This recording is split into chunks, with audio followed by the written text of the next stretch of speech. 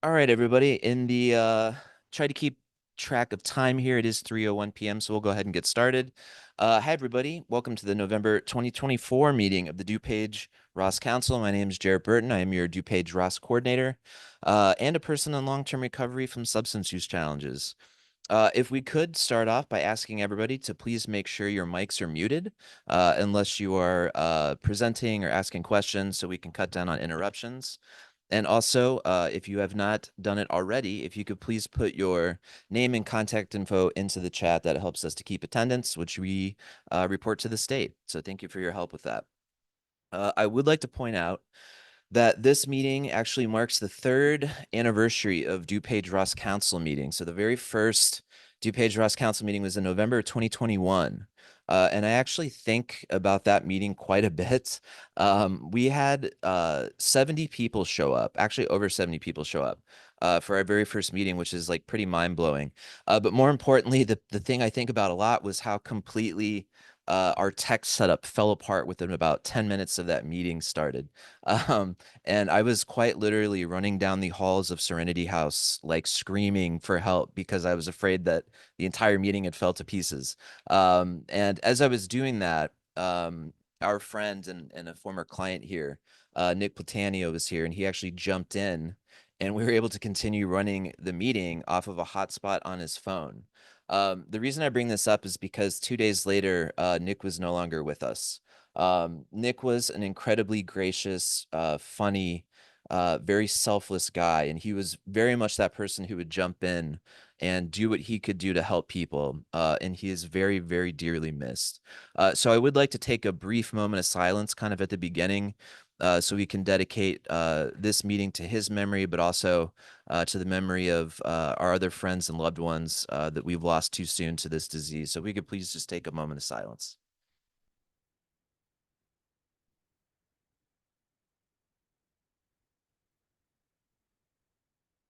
All right. Thank you, everybody. So for the folks who might be here for the first time, why don't we briefly go over what a ROSC is, what a ROSC does, and what we at DuPage ROSC do. So I'm going to share my screen here.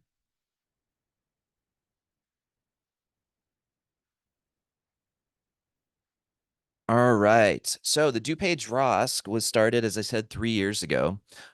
We created this as a way to build a person-centered, community-based web of services and supports that was really built around the strengths and the resiliences of individuals, families, communities of recovery in DuPage County to kind of increase the overall health and wellness of people, but to most importantly, help people who were previously maybe falling through the gaps. I think there was quite a few people who were trying to seek services who maybe didn't know how to navigate the system, or they didn't know the right way to find these services that were out there. And so the ROSC was created to kind of help that, to build and empower a community of recovery in DuPage County. And most importantly, we're an organization that is led by people with lived experience. So we're people who are in recovery ourselves, or we are people who have loved ones who are touched by the disease of addiction. And we really try to go out and center the voices of people with lived experience so that we can hopefully reduce the stigma that still exists around substance use and mental health challenges. That's kind of a crash course of what the ROSC is, but let's talk about what we're doing at today's ROSC meeting. So we have a bunch of upcoming meetings and trainings we're about to go over. After that, we're going to get a update from our RCO coordinator, Danielle, about a few things that they're working on. Blake Warman, who works with the ROSC, is going to fill us in on our WhatsApp referral group and the really nifty resource guide that he has helped put together that is available for people. So he's going to kind of give a brief overview of that and how to access it. I'm going to maybe point out or have Danny jump on the mic. He's our CORS grant coordinator, previously with me on the ROSC. And then our guest, Lisa DeLaura from Just to DuPage. She is the addictions programs coordinator over there at Just to talk about all of the amazing things that they do for the folks who are just as involved inside DuPage County Jail. And then with some other time, we're going to hopefully do some breakout rooms. Every year, we really try to do, well, and even more frequently than this, try to get some feedback from people on what not only the strengths and gaps are of services in DuPage, but what we as an organization could be doing better, What have we been doing that's working? What have we been doing that we're not focusing on? And so we'll kind of break up and into little smaller groups and hopefully have some feedback that we can get to based on some of those questions. And at the end, if there's time permitting, we will go over some organizational updates from all of our amazing community partners. So having said that, let's start to get through some of these upcoming meetings and trainings. The next DuPage ROSC presentation series is next week. That presentation series is separate from this ROSC Council meeting. That's like a full-on hour presentation, and it's a way to really take some time to dig in deeper around a topic that's on the recovery continuum. It's not always about substances. A lot of times it's about mental health and other things that kind of intersect with people who might be dealing with substance use challenges. Our friend Don Mitkis, who's the Director of Clinical Strategy at Relief Mental Health, will be joining us again. He's done great presentations before, things like non-suicidal self-harm. I believe there's trauma-informed care as well. So this one's going to be about eating disorders, which is something that intersects a lot with the substance use and co-occurring mental health, especially in some of the younger clients. So that'll be next Wednesday, November 20th at 10 a.m. Those are only on Zoom and completely open to the public. The next ROSC Council meeting is going to be a very short check-in meeting because most of the time is going to be spent at our third annual ROSC holiday party. If you were there last year, we had a pretty amazing turnout here at Serenity House. We're going to be doing it again on Wednesday, December 11th from 3 to 5 p.m. It will be mostly here in person at Serenity House. We'll probably have a very short Zoom portion, so folks who can't make it in person can kind of check in and see what's going on. But mostly, we would love to have you out here in person from 3 to 5 p.m. on the 11th. We'll provide some of the food, but if you want to bring some stuff to share, I will not turn that down. So hopefully, we can see you at that one in December. I am still running some winter coat drive stuff for the People's Resource Center. I have had quite a few donations. I want to keep that going for about another couple of weeks. You can make those donations, the drop off here at Serenity House. Try to do it between Monday and Thursday, 9 to 5, so kind of like in the regular business hours. But if you have stuff you want to drop off and like can't make it during that time, you can definitely reach out to me, and then we can try and arrange something so we can get that. People's Resource Center, great social services organization. We've done drives for them previously for winter clothes, socks, you name it. Great partners, and winter coats are definitely one of those things that we take for granted, especially for those of us who have had to live unhoused for any period of time. You know how important winter clothes are. So please check through your closets and see if you've got stuff for donations. This one's hot off the press. Is Donna Foyle, who runs our recovery homes, just sent this one to me. This is actually on the Sunday, November 17th. This is a very interesting combination. Soup and games. I never thought soup and games would go together, but apparently we're going to do it. We're going to make it happen. That is Sunday, November 17th. That is here at the Big Hall at Serenity House from 3 to 6 p.m. We've done game nights before, or game afternoons. It's a ton of fun. And this is put on through the Serenity House alumni group. So great cause. Come on out, spend some time, fellowship, and have some soup. Also, the Peer Recovery Support Specialist Support Group happens on the first and third Wednesday of every month. So if you or someone you know is going into the peer support field and you need a space for support of your own, because as people with lived experience, we have to remember that our work is not our recovery. We need places for we can go as peer support workers to talk about the job, but also just talk about what's going on with us as people who are in recovery ourselves. So this is the first and third Wednesday of every month on Zoom at 7 p.m. The next meeting will be next Wednesday at 7 p.m. So this is not just for people who are like certified or already working in the field. If you are a student, and we have quite a few students who attend these ROSC meetings, you are absolutely welcome to join. It's on Zoom. Come and join us for those. Also, just some other things that we've had at Serenity House for a while, but I'd like to point out. We do our grief and loss group, the Connection Through Loss. That's on the second and fourth Thursday of every month here at Serenity House at 7 p.m., run by my fabulous colleague, Felicia Maselli. If you're somebody who's processing grief or you know somebody who is, please tell them to come out. It is a fantastic group.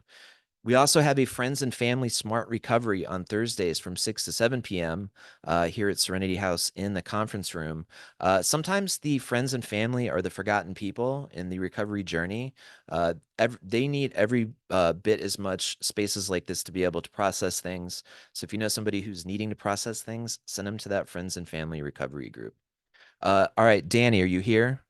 I'm going to give the mic over to my colleague, Danny, because I first need to embarrass him slightly. Danny was the recipient recently of the IABH Kesey Award that is given to people who do work as advocates and work on behalf of clients, who are struggling with substance use challenges. We're doing back-to-back years. I brought it home last year. Danny brought it home this year. We're doing back-to-back. And I just wanted to say I'm more than proud of you. You do fabulous work. And can we get a round of applause for Danny in the room, please? Thank you, everybody. You got it on? Okay, perfect. So Danny is also our CORS grant coordinator, which stands for Community Outreach and Recovery Support, correct? Correct. All right. So Danny is going to talk briefly about what that group does, but more importantly, if you or your organization is looking for help with peer support, whether that's one-on-one peer support for clients, or if that's like a recovery meeting, we handle a lot of different things as far as peer support goes. I'm going to have him talk a little bit about that. So Danny, you want to take it over for a couple of minutes? Yes, sir. Thank you again. Thank everybody in the room, and thank everybody who's been supporting me on this journey. It was a great honor and a surprise on Wednesday of last week, but a grateful surprise. So CORDS, as Jared said, is community outreach and recovery support. The priority population are those who are unhoused or risk of being unhoused, have opioid or substance use disorders or other mental health challenges that go along with it, and are at risk of incarceration, overdose, and medical complications. To do that, we do quite a few different things: harm reduction training, education, helping with referrals and warm handoffs, street outreach, coaching services, peer support, that kind of thing. What Jared has on the screen right now is a virtual smart meeting. So I think I saw Ian earlier on the meeting from New Directions. That's one of our partners through CORS in McHenry County, and they had asked, requested if we could do a virtual smart and virtual refuge meeting because they thought there was a need for it. So Ian, Christy, everybody, New Directions, thank you for pointing us in that direction. The virtual smart meeting started October 5th, as well as a virtual refuge meeting. They're every Saturday. The smart meeting is from 9 to 10 a.m. and the refuge meeting is 10:30 to 11 a.m. If you're a partner and I have you on my email list, I send that out weekly. If I don't have you on the email list, I'll put my email in the chat as soon as I'm done speaking so you can reach out and I can add you to that. But SMART and Refuge are alternatives to your typical 12-step programs. You know, we fully embrace multiple pathways. SMART kind of removes religion from it. You know, it's specific, measurable, attainable, realistic, timely goals. And Refuge is Buddhism. It focus a lot on Buddhist meditation, and the like. So if you're interested, please feel free to join. We also have a virtual, or actually, excuse me, a hybrid veterans meeting that we start in October as well. So it's in person here at Serenity House, as well as virtually, and that's run by one of our veteran coaches, Jim Murphy. A American hero in more ways than one, Jim Murphy. So yeah, that meeting is on Thursdays from 6:30 to 7:30 p.m. So yeah, if your organization is interested in something like this, or maybe providing peer support work, Danny and his group do work like on literally all of the collar counties in the Chicago area. So if you're in one of those, what, it's 7 or 8 counties? 8 counties. 8 counties, and you need some peer support work. As far south as Kankakee, as far north as Lake and McHenry. We can provide that for you. So yeah, feel free to reach out to Danny. So Danny, congratulations again on the award, and we'll try to make it 3 in a row next year with somebody. Sounds good. 3-peat. All right, 3-peat. All right, do I have Danielle in here? All right, Danielle, come on down. So next up is our fabulous DuPage RCO coordinator, Danielle, who has a whole host of things going on, and we are going to go over a few of those things now. So Danielle, I'm going to start with the virtual Narcan training. So if you got your mic on, you go ahead and start with that one. I do. Hello, everybody. So we have our virtual Narcan training. This is going to be next week, but it's the third Thursday of every month. They're at 12:30 online. if you or somebody you know needs a deep dive on how to use Narcan, when to use Narcan, and even just some of like the current drug trends, and it's a good deep dive on Narcan. But yeah, you can log on to that virtual meeting. The next one will be next week. And then we also have our smart recovery meeting at Stony Brook. I just got back from that just about a Nice. half hour ago. It's at Stony Brook, but it's in person. And yeah, it's a awesome smart recovery meeting, like Danny said. Recovery can be useful to embrace the multiple pathways, because not everybody is into AA or 12-step groups. So we really try to help with the variety of the multiple pathways. All right, so tell me what's going on in this picture here. Yes, so that is me and Trinity Hamilton. She and Serene Sanctuary Studio. She is a yoga instructor, and they did a yoga mat drive for us, which will on January 11th, we are going to have a recovery yoga event. She will be our instructor. It'll be at 3 to 5 p.m. Right here at Serenity House in the big hall. It is beginner friendly. Don't feel like you have to be a yoga pro to come and enjoy this event. It's open to the public, and invite your family, invite your friends. It's open to everybody, and it'll be a really fun event and I'm a gonna great try to come. I'm introductory. the world's least flexible human, but I'm gonna attempt to come to that one, Yes, 'cause maybe I yeah. can learn a thing or two. I know. I'm pretty excited for it, a little nervous for it as well, but I think it'll be a good introductory to yoga, All right. recovery yoga. Well, Danielle, thank you so Yes, much. thank you. And last, before we get to our guest, Lisa, I have one more thing to update. I'm going to stop my share for just a second, and I'm going to turn it over to Blake Warman, my other colleague, to talk a little bit about the WhatsApp referral group, and also to kind of show you what's going on with the resource guide he created, which is hopefully a really helpful resource for people. So Blake, I'm going to go ahead and let you share the screen, and you can kind of go over stuff with people. All right, good afternoon, everyone. My name is Blake. I'm a recovery coach here with DuPage ROSC, and one of the things that I have started doing is managing the WhatsApp group. So the monthly updates. We now have 126 members, so thank you for everyone who has been a part of that. This team has grown since I've been a part of it, and it's great to see, as well as you guys have been instrumental in helping me compile the resource list that I will get to in a second. We have been joined this month by members of the following organizations: DuPage County Health Department, NERCO, Kankakee County Office, Way Back In, Pasadena Villa, Chicago Homeless, Endeavor Health, 360 Youth Services, Thrive Peace Pause, We Are Outreach, Loaves and Fishes, People's Resource Center, and Gateway Foundation. This month, we were able to provide 44 referrals that consisted of inpatient, women's programs, PHP, IOP, virtual IOP, detox, domestic violence support groups, legal aid, bilingual outpatient, sober living, and emergency shelter for a client with a service animal, and multiples within all of those groups. So who is this month's referral hub That's winner? next up on my list.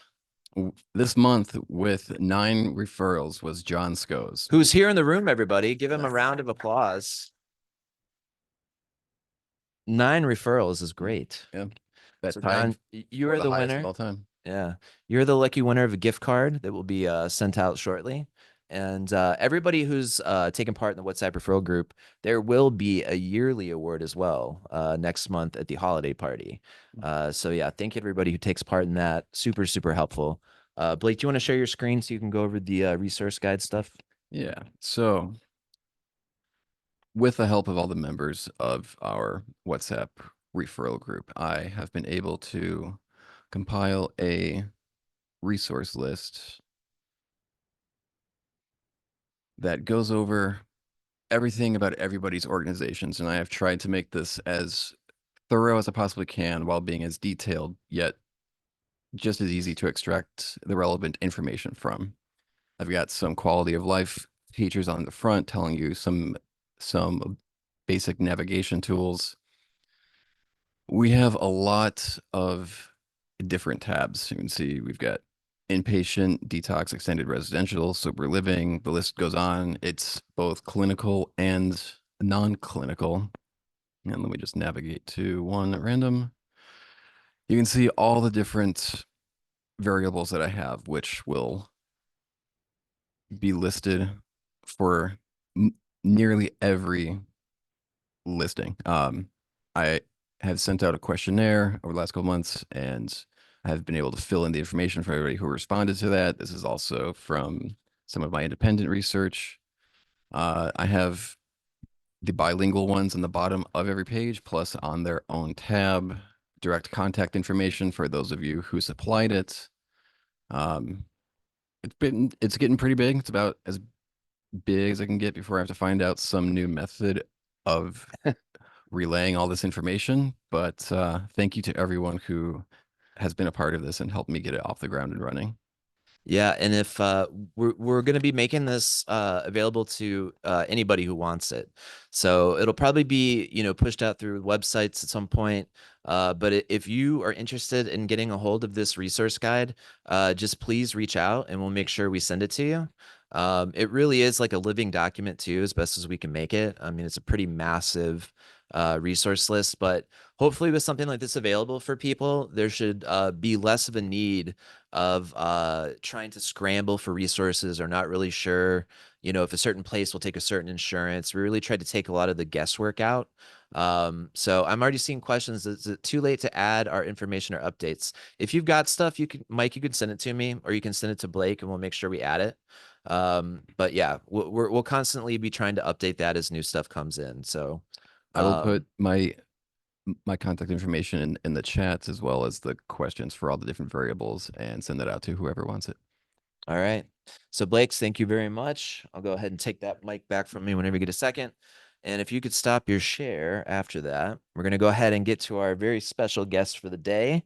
Our very special guest, who I have actually known for a few years now, and I'm very fortunate when I get the chance to introduce people who I knew like at the very beginning of my recovery journey, that I feel like blessed to be able to call like a peer now. That I know that sounds cheesy, but it means a lot to me to be able to come back around and have people present for us like this. So Lisa DeLaura from Just of DuPage, who is an LCSW and a CADC, and the addiction program manager over at Just of DuPage. When Ross first started 3 years ago, we had identified justice-involved individuals is one group that we would really like to try and provide some support and some extra support if we could.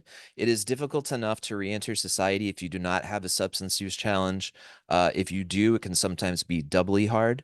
But the folks at Just DuPage are doing what they can to make sure that classes and opportunities are provided for the folks who are inside DuPage County jails. So, we started with one class 3 years ago. We've now been able to kind of expand that to a few different classes, as well as some employment training that our buddy Jim Murphy's done recently with industrial painting and drywall. But every one of us who's gone into to volunteer and lead classes, almost literally every one of us has come back saying it's some of the most gratifying work that we've been able to do. And the connections we've been able to make with the people who are inside, and to follow them up once they leave. So I've known Lisa since I was a client here in Serenity House, and she was a counselor. So again, it really is a pleasure to have her come and present just on Just DuPage and all the great things they're doing inside. So Lisa, I'm going to stop babbling. I'm going to turn it over to you. And while you're talking, I can share the screen and kind of put your website up on the screen too while we're talking, if you'd like. Okay, great. Thank you. Thank you. Hi, everybody. I'm Lisa DeLaura. Like Barrett introduced me, I've been working here at Just for about 6 years. Miss Jane Maddie is also joining us today. We don't have screens on our desktops, so we're just going to kind of wing it here. But Just DuPage has been inside DuPage County Jail for about 35 years now, and it started out of Will County Correctional Centers. What we do is we offer social services, education, vocational reentry, and addiction and mental health services to those who are incarcerated. Now, when I got here, our executive director, Mike Berry, had just recently taken over after they tried to kick Just DuPage out of the jail because, inmates, they don't deserve anything. So he came in and we had about 20 classes, mostly religious, some AA classes. But since then, we've more than tripled the classes to over 75 classes a week. We service sometimes up to 100 people per class slot. We offer classes 3 times a day. And as Jared had mentioned, we have a very robust vocational program, which is pretty much unheard of in jail. It's very common in a lot of the prisons because they're there longer term, but in jail, it's not so much heard of. But these individuals, 80 to 90% of these individuals come to us on substances, and or with, co-occurring disorders.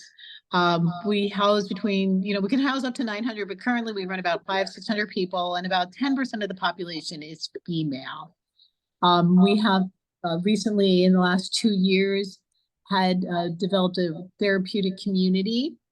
We call it our reentry pod, where the individuals get extra counseling services, extra supportive services, and even we've transformed their entire living unit to be more therapeutic with therapeutic furniture and such. And we also have a vocational pod where these individuals work on the building of skills that help them get back into the community and get jobs and such as that.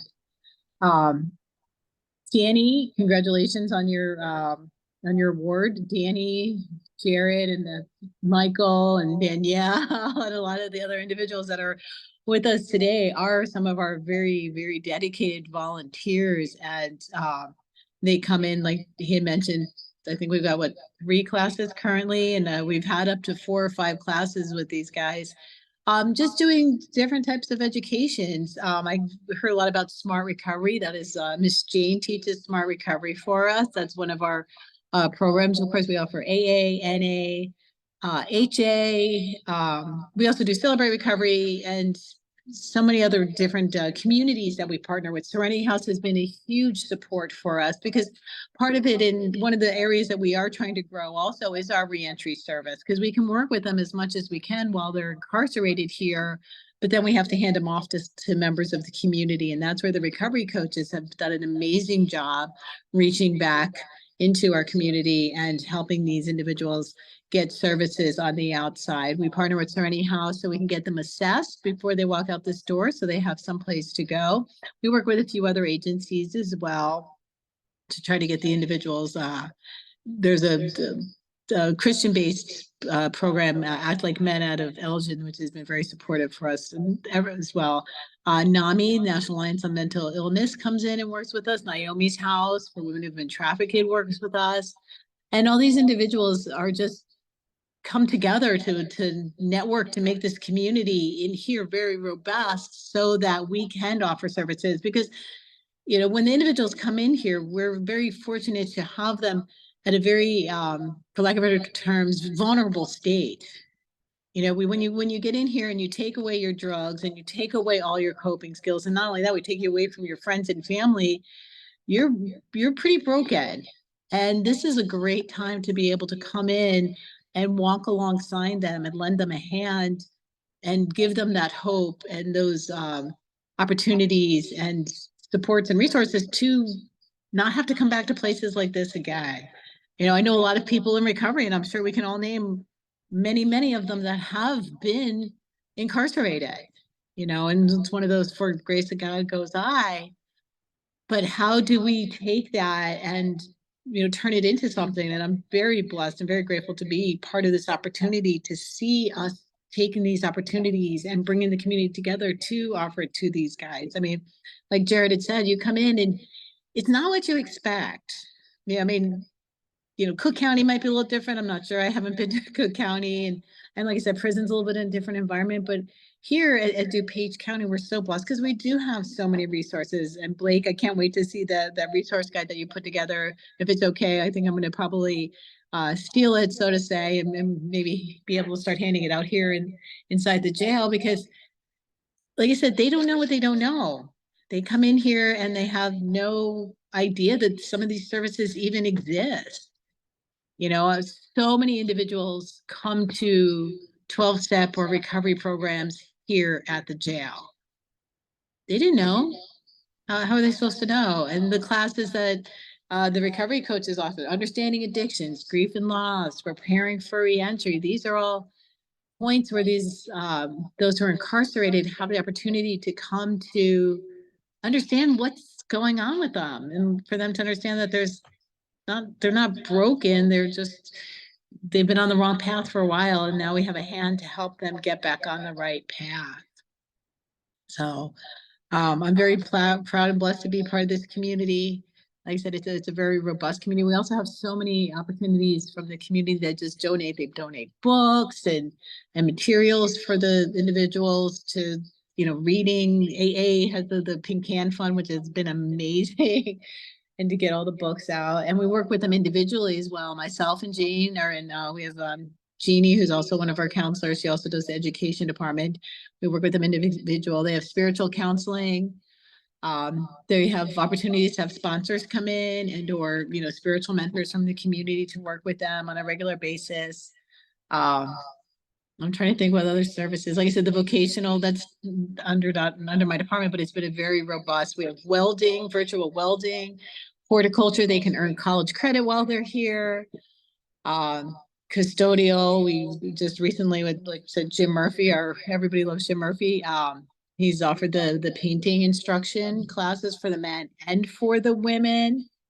And we are continue to look into other services that we can offer to the individuals. We're working on getting a DUI evaluator to help the individuals who have DUIs get their driver's licenses back, so they have more opportunities to walk out into the community. They have education now. They have college education. They've got their sobriety, with a firmer foundation. We offer programs that they can, reconnect with their children through Storybook and parenting classes. One of the Mike was asking about parents in recovery. I think that's a fantastic idea. Let's do it. Let's figure that out. And that's the one thing too, being in here inside the jail, we're able to offer so many different varieties of classes. We've had yoga for the ladies and, different opportunities. We have poetry. And so it's a blessing because we have the ability to do these things because we have a very captive audience, obviously, but very, very responsive. I mean, you would think you're like, oh, I'm working in the jail. The first question everybody asks is like, oh, are you safe? Of course. I mean, I'm probably the most safest person in this jail, or one of the most safest people in this jail, because we're helping them. Like I said, the thing we need to build upon is our entry into the community when they get back out, because we can't, do it all. So I look forward to continue to work with the ROSC community to build those relationships for the individuals that are incarcerated, for a warm handoff left off into the community with all you guys. So if you guys have any questions, feel free to ask. Yeah, why don't we open it up for questions if that's okay, just for a few minutes. I'll start off, and then if people on the Zoom have a question for Lisa, you can raise your little digital hand, and I'll try to get you in the order that you raised it. Or if there's people here in person who have questions, just let me know and we'll get that. The first thing I had a question about was when thinking about recidivism or people who are, stuck in that cycle of coming in and out of institutions. What have you seen that has kind of helped them break that cycle? Is it engagement in programs like that? Is there something that you've seen that people who are successful in kind of getting out of that cycle have done while they've been inside DuPage County with you? Well, I mean, there's a couple of parts to it. I mean, that is, yes, absolutely being engaged in the community, giving them that hope that they can change, and that's not who they are. I mean, when they walk through this door, they're so identified with, I'm an addict, I'm a criminal. So we do work on some of those deeper subconscious beliefs as well, which I think is something we do a little bit differently than with other groups. But we also offer variety because not one modality works for every single person. So like I said, we have cognitive behavioral, we have a little bit DBT, we have a little bit of mindfulness, so we give them that opportunity to kind of figure out what works for them. And plus, I think a big part of it is a warm handoff, because when they walk out this door, they're lost. And that's usually the hardest period, is when they walk out this door. So they all get our reentry specialist phone number if they're, obviously if they're interested in it. And then, I'll give them my personal phone number. My executive director will even have them be able to reach out to us. And we do it. We hear back from so many of the individuals that leave this facility because they know that we're going to be there for them on the other side as well. Plus, we try to get them connected to you guys as well, like the recovery coaches and the communities and stuff. I can say just from experience, I know it's anecdotal, but I feel like I've done enough of the reentry classes to kind of report back that the two areas that I think the folks inside have the most anxiety about when we were talking with them was housing was one of them. So whether that's going out and finding sober living, or even something as simple as not going back to an environment that was like incredibly unhealthy for them. That was one. And the other one was employment.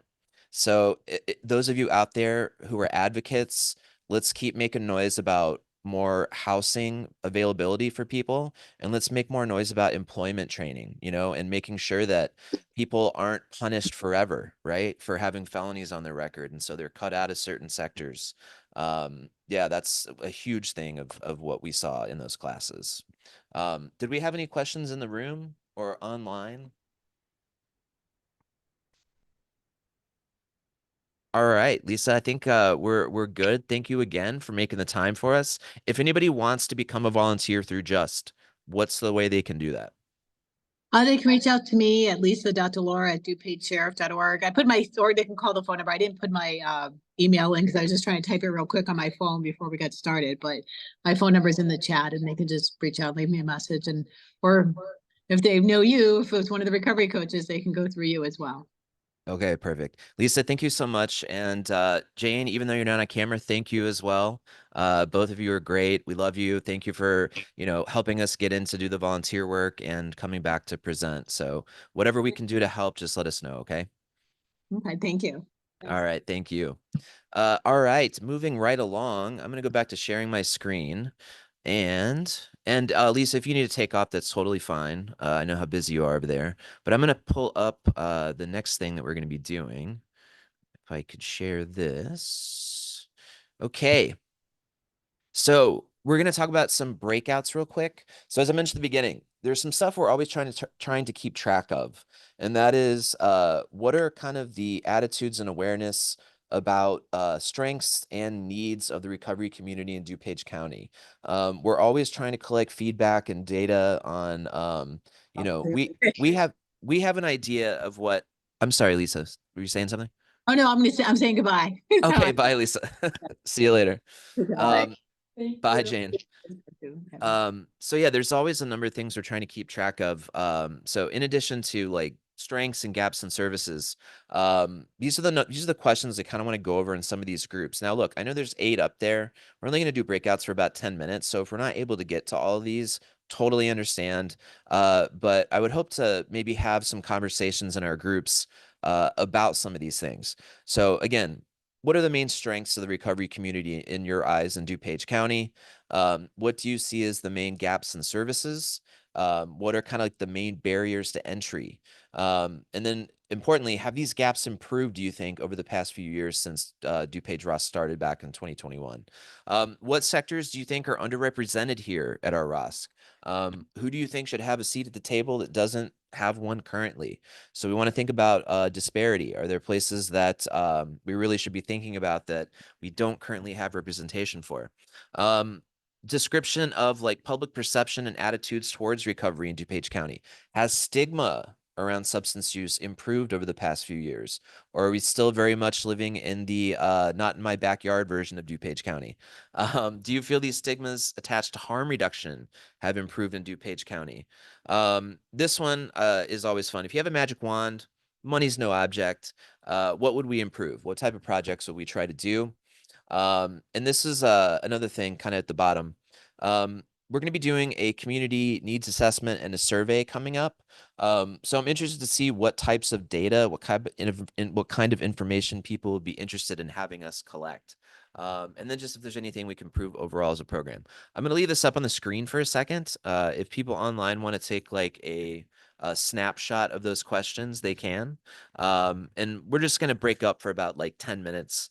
If you don't feel like talking about any of these things, that's fine too. Just talk amongst yourselves. But hopefully we can get some feedback from some people about these questions. So I'm going to go ahead and make just a couple of breakout rooms, and then we'll come back together in about 10 minutes, and then we will kind of wrap up for the day.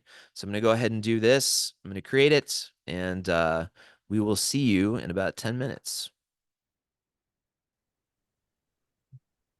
Bruce, how are you, buddy? Good. Oh, let me turn you up. Hang on one second. It's the front one, Blake. All right, let's try that again. Bruce, how are you, buddy?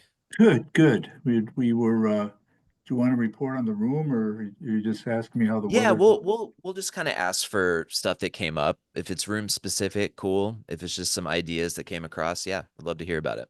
Well, I'll just speak for the group because I'm sales and marketing guy, and when there's a silence, I start babbling. But we were kind of focused on how the election could impact at-risk communities and what, this is in question number 3, where do we need to step it up? And then I had a phone call, but we're starting to talk about the LGBTQ plus QIA community because the crisis calls to helplines for that community has gone up 700% since the election. So that could be something that, ROSC, from what I know, could end up having a bigger umbrella. And then Yeah. and then we tackle question 8, improving the overall program just by getting the word out, Narcan machines, supporting legislators that support us. Amen. We don't have to go question by question, but was there anything that came up in y'all's groups who were on the online that you felt like was really important that definitely needs a mention? One I kind of have in mind is there any sectors or people who might be underrepresented at our meetings who maybe don't have a seat at the table currently, or places that we're maybe not thinking of? I don't know if anybody online in the Zoom had any feedback on that one. Let them know, Beth. Beth, school us, Sure. Beth. Sorry. So I was talking about IDD services, folks with intellectual and developmental disabilities, and then language access are 2 big gaps. Yeah, I agree with you on that one. We talked about language access as well, which we're doing our best to try to improve and make sure moving forward we have the option for other languages for people that are seeking services. So that's a really good one. And IDD, I need to look into that too, because that's definitely a blind spot personally, and I'm happy to admit that. So thank you for that one. Mike Wood, what do you think, man? I concur.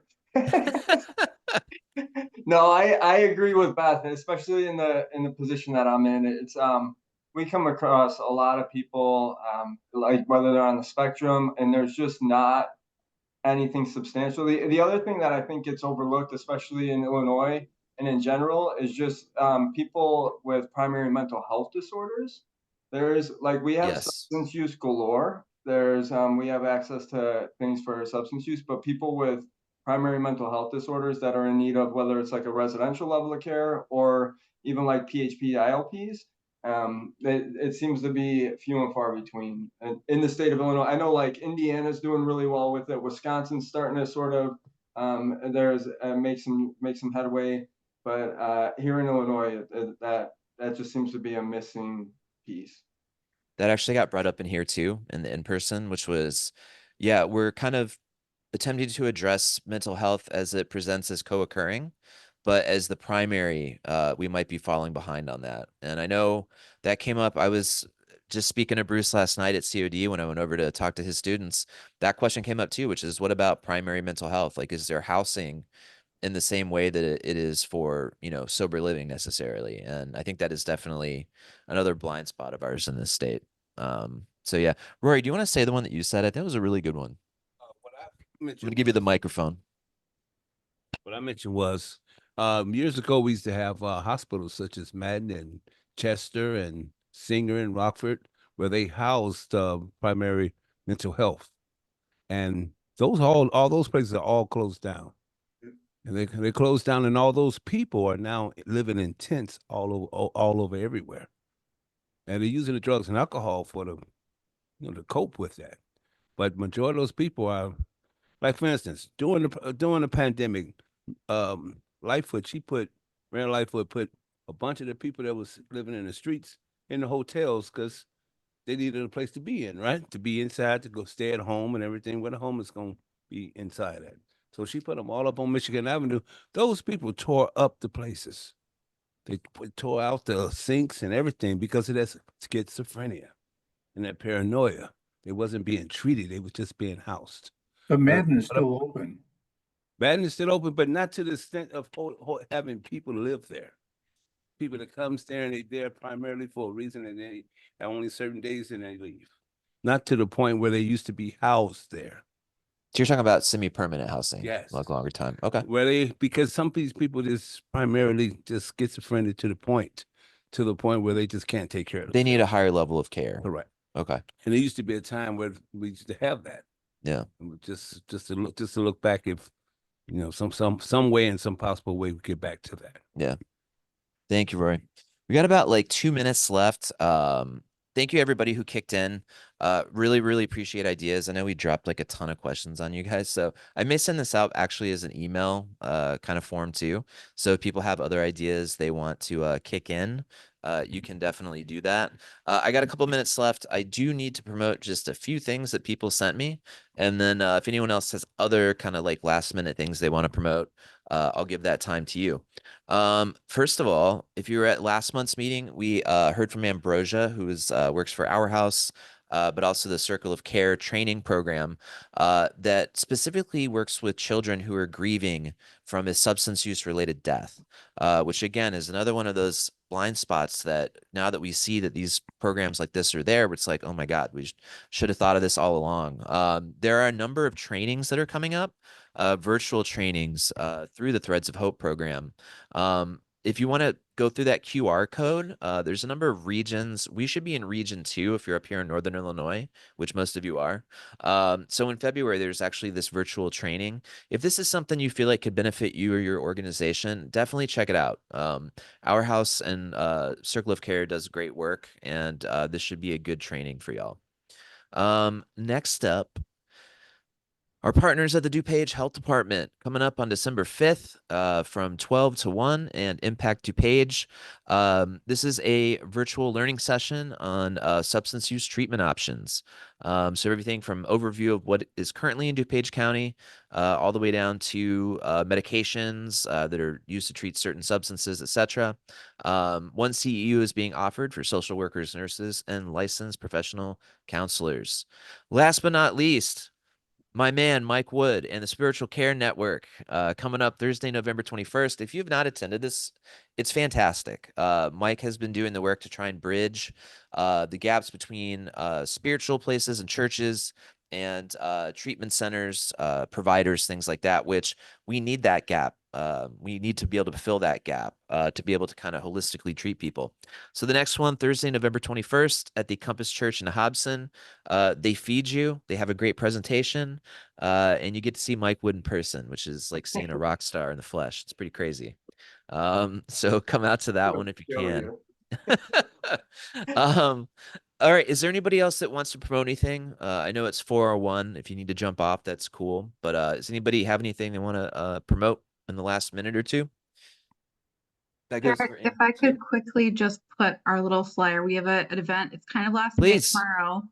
But I'm just going to put the flyer in the chat. And this is for an event that we are hosting on the mind and body connection for student athletes and injury and recovery. Oh, nice. All right. Let's see here. Is it in the chat already? I Oh, just it's put coming it up in. now. All right. Just put it in. Perfect. So it's Okay. via Zoom at noon. If you can only stay part of the time, that's great. Totally fine. We'll also be recording it, so it'll be viewable after too. Awesome. Can I send this out in an email to people too? I would love that. Thank you. Okay, perfect.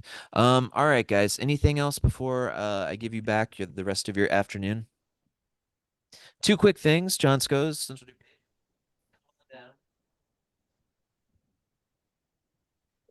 Hi, all. I just wanted to mention that we finally got our Narcan wall box installed at the BHS building. So it's on our inside of our lobby, and that was it took a while, but appreciate everyone's help with getting it done. And it's fantastic to see it there every day in our lobby for everyone.